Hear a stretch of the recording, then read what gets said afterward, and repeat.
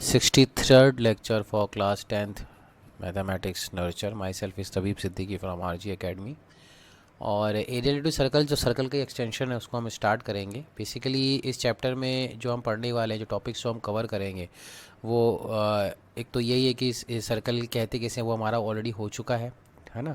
Perimeter and area of the circle, ये आप पहले से पढ़ के आ रहे हो कि पेरीमीटर यानी सरकमफेरेंस 2πr होता है और ये πr² होता है। सेक्टर और सेगमेंट की डेफिनेशन मैंने ऑलरेडी पढ़ा दी थी सर्कल चैप्टर के अंदर, फिर भी एक बार रिकैप करा लेंगे, है ना। और उसका एरिया हम देखेंगे और फिर एरिया कॉम्बाइन फिगर देखेंगे। जैसे जैसे ये देखिए, आप देखिए सर्कल दिख रहा है, इसमें 2-4 सर्कल ऐड कर दें, सेमी सर्कल ऐड कर दें, कि सारी चीज़ें हम आज इस बार हम पढ़ने वाले हैं इस चैप्टर के अंदर। ठीक है, तो शुरू करते हैं। सर्कल क्या होता है, ये तो वही सारी पावर पॉइंट स्लाइड्स हैं जो हम पहले ही देख चुके हैं, राइट। तो इसमें तो आई थिंक सो कुछ ज़्यादा हमें टाइम स्पेंड करने की ज़रूरत नहीं है, ये ऑलरेडी सारी डेफिनेशन कवर्ड है। डायमीटर कैसे कहते हैं, हाँ ये चीज़ देख लेते हैं कि मैंने कहा था कि सर्कल के जो सर्कमफेरेंस है उसके कुछ पार्ट को हम आर्क कहते हैं। इस आर्क में भी ये पार्ट जो छोटी वाली आर्क होती है उसको माइनर आर्क कहा जाता है, जो बची हुई जो सर्कमफेरेंस का पार्ट है उसको मेजर आर्क कहा जाता है। सेगमेंट होता है कि जैसे कि एक कॉर्ड है, कॉर्ड सर्कल के किसी भी 2 पॉइंट को ज्वाइन करके बनती है। और जो सेगमेंट होता है यानी वो जो कॉर्ड होती है सर्कल को 2 पार्ट्स में डिवाइड कर देती है। तो जो छोटा वाला पार्ट होता है उसको माइनर सेगमेंट कहते हैं, बड़ा वाला पार्ट को मेजर सेगमेंट कहते हैं। And sector is like a pizza section, कि 2 रेडियस आप लो, उन 2 रेडियस के बीच का जो पार्ट होता है उसको सेक्टर कहते हैं। तो अगेन माइनर सेक्टर और मेजर सेक्टर वाला कंसेप्ट यहाँ पे भी अप्लाई होगा। ठीक है, इनके एरिया की बात कर लेते हैं। तो पेरीमीटर और एरिया ऑफ सर्कल देख लेते हैं कि क्या क्या होता है। देखिए, perimeter and area of circle में ये होता है कि आप नोटिस करें कि ये रेडियस आर है, ठीक है। इस रेडियस आर के अंदर अगर हम इस लेंथ यहाँ से, इस पॉइंट ए से अगर हम मूव करना स्टार्ट करें इस सरकमफेरेंस के ऊपर यानी इस लाइन के ऊपर, तो हम कितना डिस्टेंस टोटल मूव कर पाएंगे वापस से, अगर ये पोजीशन पे आते हैं तो कितना डिस्टेंस मूव कर पाएंगे, that is known as circumference, that is nothing but 2πr। ये कैसे आता है ये हम बाद में डेरिवेशन देखेंगे, लेकिन ये हम बचपन से पढ़ते हुए आ रहे हैं कि 2πr कुछ इस तरह से नज़र आएगा। यानी आर को अगर आप 2π से मल्टीप्लाई कर देंगे तो आपको क्या मिल जाएगा, सरकमफेरेंस यानी पेरीमीटर ऑफ द सर्कल मिल जाएगा। ओके। और पाई की डेफिनेशन बस ये कुछ है कि जो पाई जो होता है वो 3.14 के आसपास होता है। ठीक है, तो एरिया ऑफ सर्कल जो होता है वो πr² होता है, ये भी हम पता है। और आपको ये भी पता होना चाहिए कि जो 2 टाइम्स r होता है वो डायमीटर होता है। तो जो सरकमफेरेंस होती है सर्कल की वो 2πr लिखी होती है, तो 2 इंटू आर को हम क्या लिख सकते हैं, डायमीटर। तो ये πd भी इसको फॉर्मूला बन सकता है सरकमफेरेंस का। और एरिया का क्या बनेगा, πr² है, तो अगर आर की जगह हम d/2 रखेंगे तो πd²/4 बन जाएगा एरिया। ठीक है, अब ये पाई डिफाइंड कैसे हुआ था, ये बहुत लंबी कहानी है। पाई एरियाज़ के बेस कंसेप्ट के ऊपर ही डिफाइंड हुआ था, सीक्वेंस एंड सीरीज से भी डिफाइंड हुआ था, वो हम अभी छोड़ देते हैं, है ना। अभी हमारा वो टॉपिक नहीं है, लेकिन कभी भी इसके ऊपर डिस्कशन करेंगे तो कभी लाइव क्लास में या जब भी ऑफलाइन क्लास स्टार्ट हो जाएगी तो हम उसके ऊपर भी डिस्कशन करेंगे कि पाई की वैल्यू आई कहाँ से थी।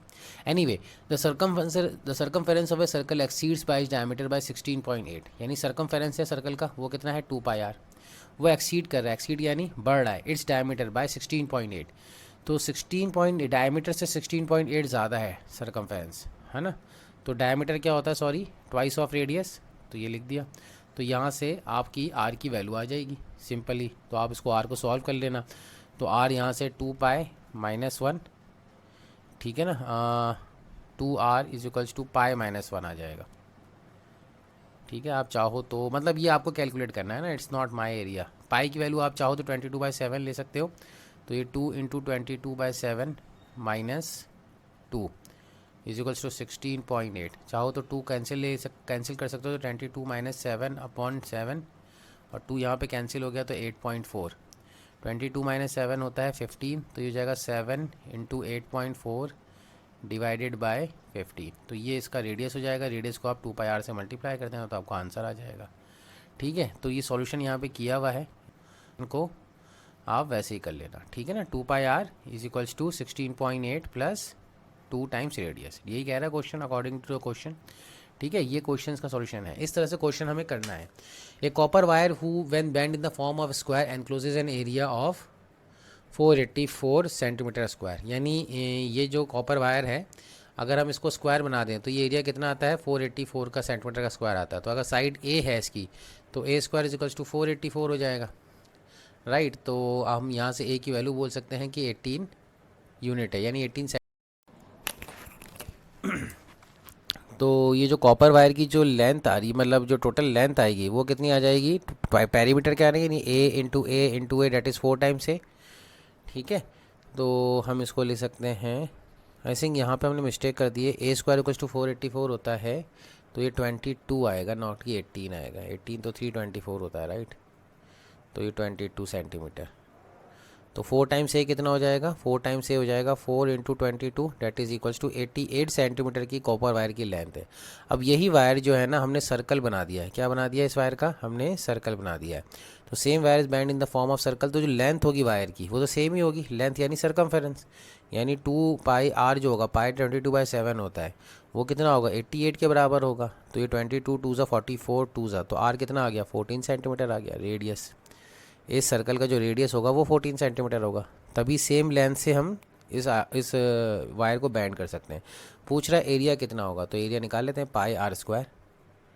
ठीक है, तो 14 इंटू 14, तो इसको आप कैलकुलेट कर लेना, कैलकुलेशन आप ही को करनी है। ठीक है, 44 इंटू 14 ये यहाँ पे की हुई है कैलकुलेशन, तो आपके रेफरेंस के लिए, तो इसको आप वैसे ही सॉल्व कर लेना। होप सो क्लियर हो गया ये क्वेश्चन भी। आगे करते हैं, the two areas of concentric circle, है ना, the areas of to concentric circle, यानी इसका मतलब क्या है कि सेंटर सेम है। कॉन्सेंट्रिक का मतलब होता है सेम सेंटर वाले, लेकिन रेडियस की लेंथ क्या होती है, डिफरेंट होती है। तो एक R1 मान लेते हैं और एक R2 मान लेते हैं।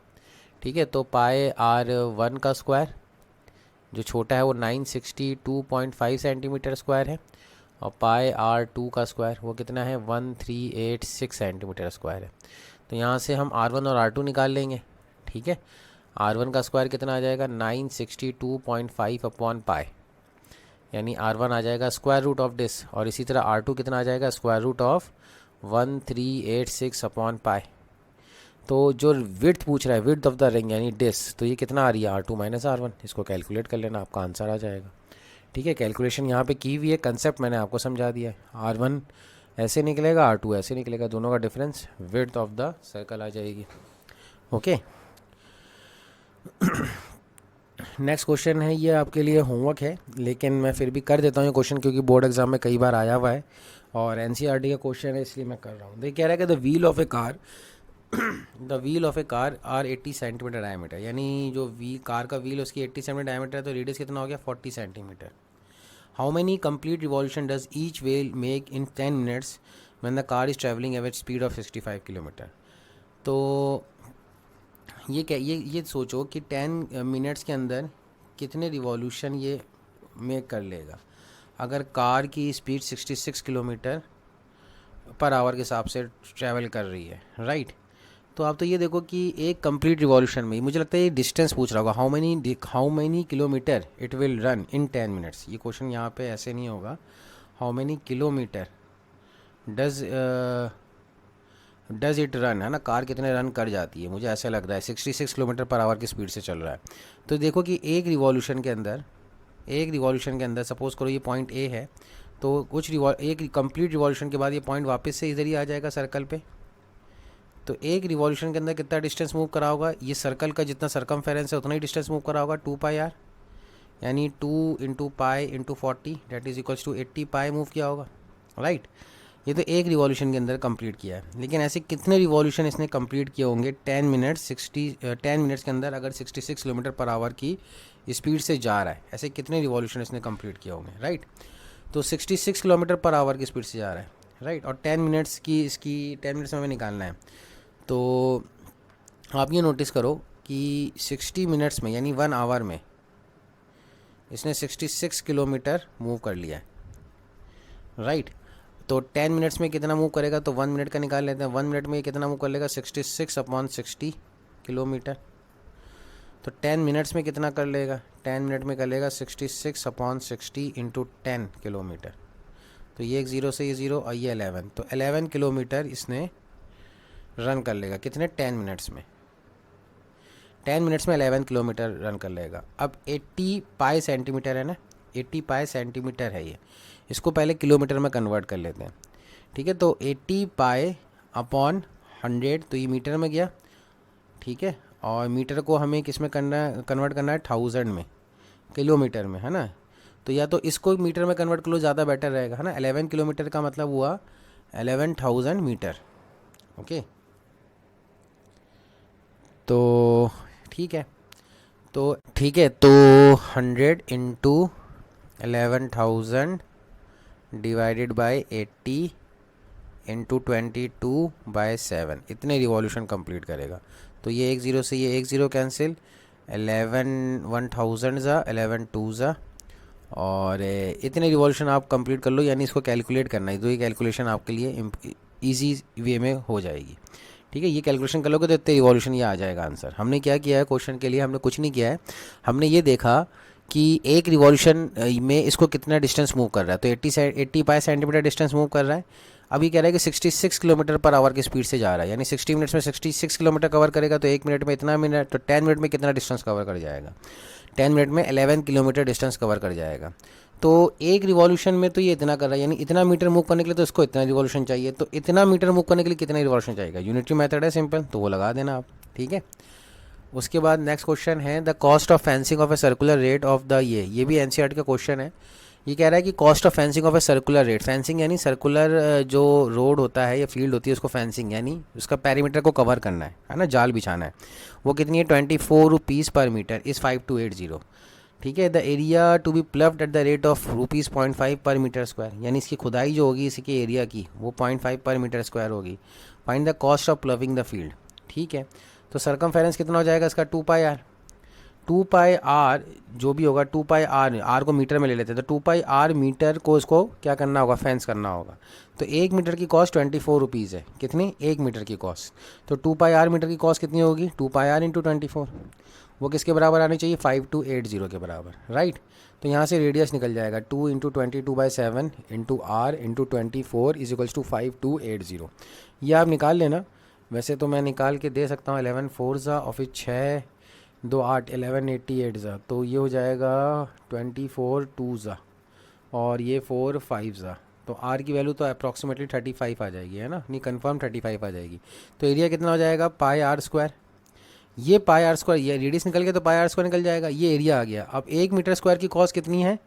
1 मीटर इसकी हो जाएगी 0.50, तो इसको 0.5 से मल्टीप्लाई कर देना, तो कॉस्ट ऑफ प्लविंग आ जाएगी। ठीक है, ये वैसे मैंने होमवर्क के लिए लिया था, लेकिन क्योंकि इसमें कुछ क्वेश्चंस ऐसे हैं जो मैं सोच रहा था कि आप लोग करते हैं, चलो तो इस चक्कर में मैं ये करा रहा हूँ क्वेश्चंस आपको। देखो सेक्टर और सेगमेंट हम पहले ही डिफाइन कर चुके हैं, ये सेक्टर और ये सेगमेंट होता है। इसके एरिया की बात करते हैं अब, है ना। तो कैसे निकालेंगे? देखो, अगर हम देखें एक सर्कल लें, ठीक है, तो अब सर्कल के अंदर अगर हम सेक्टर बनाने की कोशिश करें, लाइक दिस, सपोज करो ये ट्रायंगल हमने बना लिया। तो ये जो पार्ट है ना, ये कॉर्ड जो है ये तो सेगमेंट बना रही है, और ये OA और OB आपका सेक्टर बना रहा है। तो सपोज़ करो ये एंगल थीटा है। सपोज़ अब मैं ये आपसे बोलता कि बेटा ये अगर 360 डिग्री एंगल होता ना, यानी ये कंप्लीट एंगल 360 डिग्री होता, तो एरिया कितना होता? πr²। कन्फर्म है, यानी अगर थीटा को 360 डिग्री से रोटेट कर दो पूरा सर्कल कंप्लीट मिल जाएगा। तो अगर थीटा 360 डिग्री होता तो एरिया πr² होता। तो एरिया अगर थीटा 1 डिग्री है तो एरिया कितना हो जाएगा? πr² upon 360 degree. और अगर थीटा ही है, यानी थीटा पे कितना एंगल आएगा? तो थीटा से मल्टीप्लाई कर दो, तो theta into πr² upon 360 degree, ये होता है एरिया ऑफ सेक्टर। यानी अगर जो आपका सेगमेंट है वो थीटा एंगल कवर कर रहा है, ठीक है ना, तो एरिया ऑफ सेक्टर कितना हो जाएगा? Theta upon 360 into πr²। और सेम लेंथ पे सरकमफेरेंस यानी आर्क लेंथ भी निकल जाएगी, यानी 360 डिग्री है तो पूरी लेंथ कितनी है? 2πr circumference. तो थीटा पे कितनी आ जाएगी? इसको बोलते हैं लेंथ ऑफ एन आर्क। कितनी बोलते हैं? Length of an arc. Theta upon 360 degree into 2πr, ये लेंथ ऑफ एन आर्क आ जाएगी। ठीक है ना।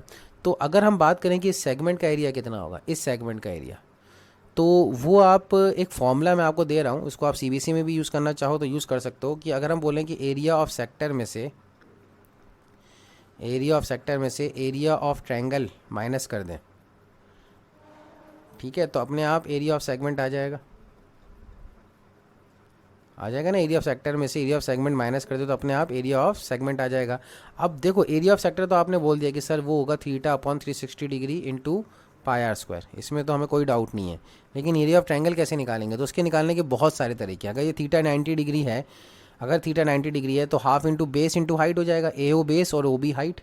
ठीक है ना, ये तो हम लिख लेते हैं theta upon 360 degree into πr²। अब एरिया ऑफ ट्रायंगल AOB में आपको कंफर्म फॉर्मूला दे रहा हूँ, है ना। ये देखो बेटा, ये रेडियस जो है ना AO और ये OB, ये क्या है, आर और आर, यही है। तो अगर आइसोसेलेस ट्रायंगल होता है ना, आइसोसेलेस ट्रायंगल, तो ये हम बाद में पढ़ेंगे कि जैसे कि ट्रायंगल ए बी सी है और ये आइसोसेलेस ट्रायंगल की जो दो इक्वल साइड हैं उनका इंक्लूडिंग एंगल थीटा है। आइसोसेलेस ट्रायंगल की जो इक्वल साइड है उनका इंक्लूडेड एंगल थीटा है। तो एरिया ऑफ ट्रायंगल होता है half into A B into A C sine theta. ये हम 11th क्लास में इसका डेरिवेशन देखेंगे। तो यहाँ पे क्या आ जाएगा, half into r square sine theta is equals to area of segment. ये फॉर्मूला आपको याद रखना, साइन थीटा की वैल्यू आपको पता ही रहेगी हमेशा, ठीक है। तो वो आप फॉर्मूला याद रखना।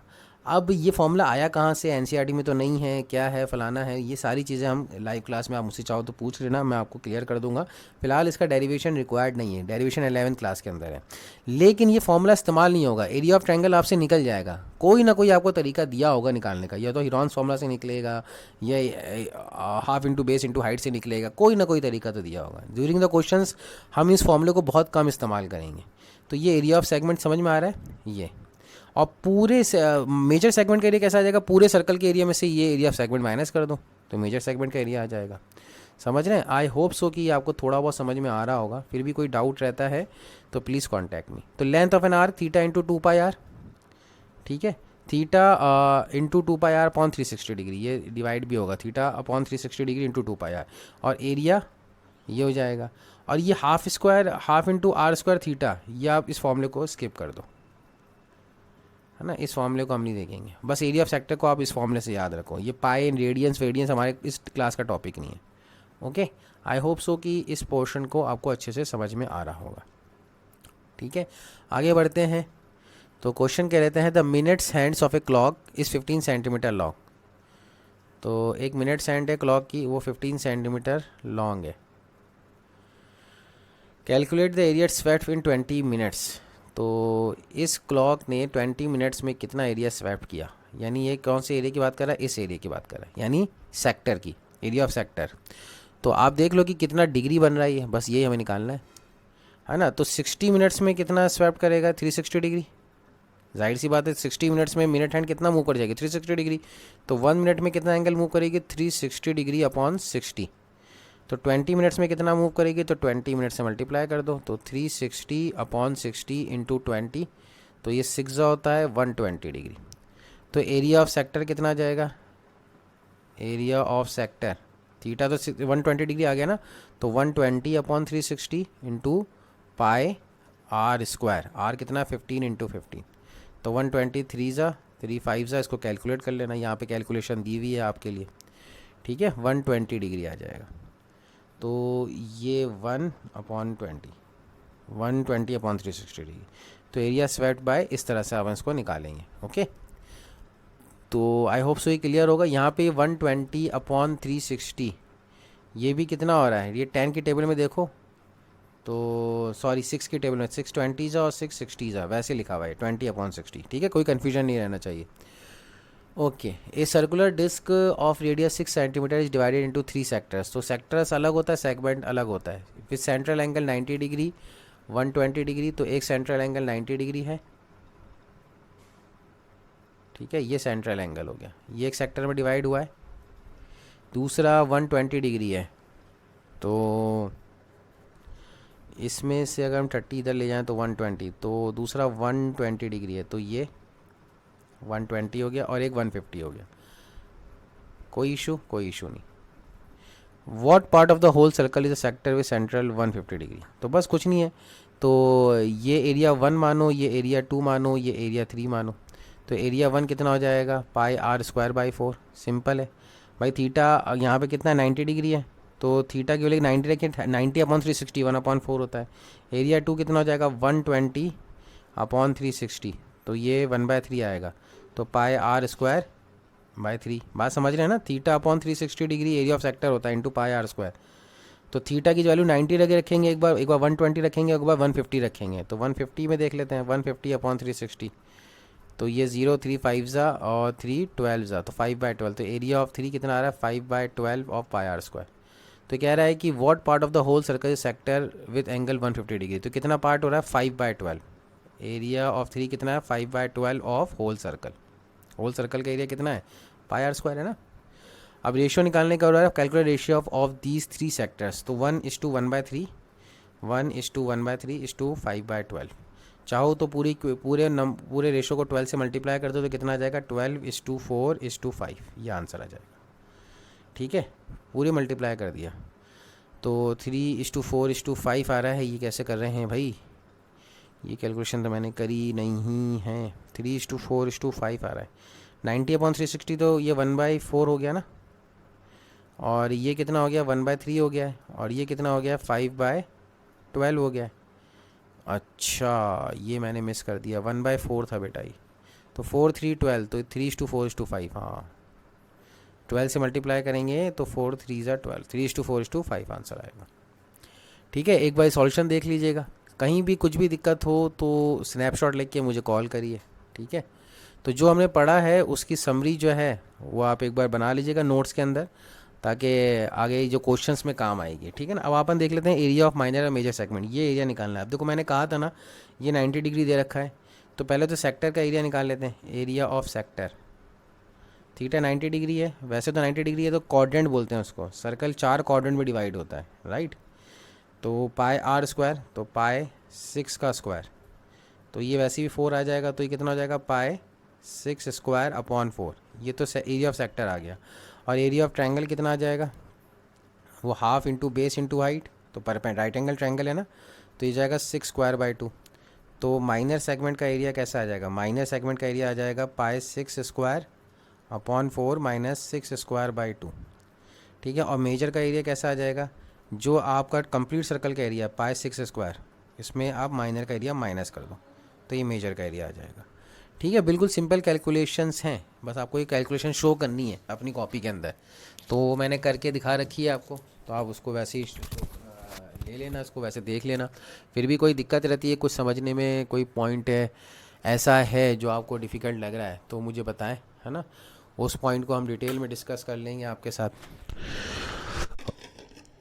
एक सेकंड।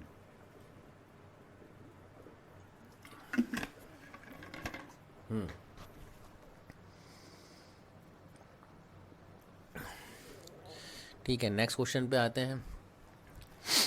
ये क्वेश्चन भी एनसीईआरटी से लिया हुआ है। In a circle of radius 21 centimetre an arc sustain an angle 60 degree at the centre. ठीक है, तो अपने हिसाब से ही कर लेते हैं इस क्वेश्चन को। सच जो फिगर बनाया है वो, उस फिगर पे अगर हम ध्यान दें तो एक सर्कल है, सर्कल का रेडियस 21 सेंटीमीटर है, तो एक आर्क जो है वो 60 डिग्री सब्सटेंड करती है सेंटर पे। समझ रहे हैं, फिगर अगर आप नहीं गिवन है तो ऐसे बनाएंगे जैसे मैं बना रहा हूँ। Find the length of the arc, तो लेंथ ऑफ द आर्क हमें पता ही है, θ/360 डिग्री इंटू 2πr। तो थीटा 60 डिग्री है, तो 60/360 1/6 हो जाएगा। ठीक है, तो ये फॉर्मूला यहाँ पे कैलकुलेशन की हुई है। Area of the sector form by the arc, तो ये हो जाएगा θ/360 इंटू πr², सिंपल फॉर्मूला है। And the area of segment form by the corresponding chord, तो ये एरिया निकालना है। ये एरिया कैसे निकालेंगे, इसके लिए मैंने डायरेक्ट फॉर्मूला दे रखा है। मैंने क्या बोल रखा है कि एरिया ऑफ सेक्टर निकाल लो जो निकलेगा, और area of triangle half into r² into sine theta, तो माइनस हाफ इंटू r² कितना हो जाएगा, 21 का स्क्वायर और साइन 60 डिग्री। एक तरीका तो ये हो गया। दूसरा तरीका स्टूडेंट यहाँ पे क्या हो सकता है ना, दूसरा तरीका आप सोचें कि जैसे कि सपोज़ करो कि आपके स्कूल में ये फॉर्मूला वैलिड नहीं है ना, सपोज़ करो कि ये फॉर्मूला वैलिड नहीं है, तो एक तरीका मैं ऐसे भी सोच सकते हैं कि 60 डिग्री है ना, इस आर्क ने 60 डिग्री और इस कॉर्ड ने 60 डिग्री सब्सटेंड किया है, कहाँ पे, आपके सेंटर पे। तो